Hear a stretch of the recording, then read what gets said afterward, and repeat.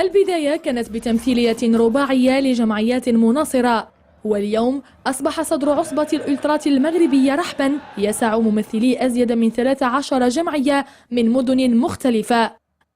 أما الأهداف فهي تتوزع بين الدفاع عن حقوق وحريات الألترات وفتح قنوات الحوار والتفاوض مع الجهات المسوقة لقانون الشغب في صيغته الآنية.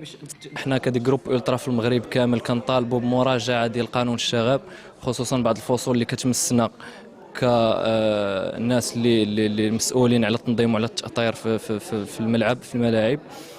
وكذلك يعني كاينه بعض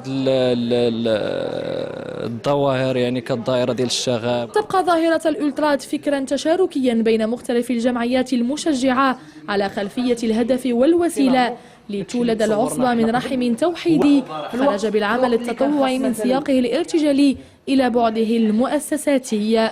بغينا نوحدوا الاراء ديال الالترات باش نولوا ندافعوا على الجماهير، لان لحد الان ما كاينش شي هيئه اللي كتدافع على الجماهير. هذه العصبه كنلاحظوا انه جا الوقت ديالها باش ان شاء الله توحد الرؤى وتوحد الا كان شي احتجاج على الظلم اللي كيتعرضوا ليه الجماهير. يبدو ان عصبه الالترات المغربيه قد صادفت الزمان والخلفيه المناسبتين لتفعيل دور المشجع وحمايته من كل الانزلاقات مع تكوينه حتى يؤسس بنضج ومسؤوليه نسيج الرياضه الوطنيه.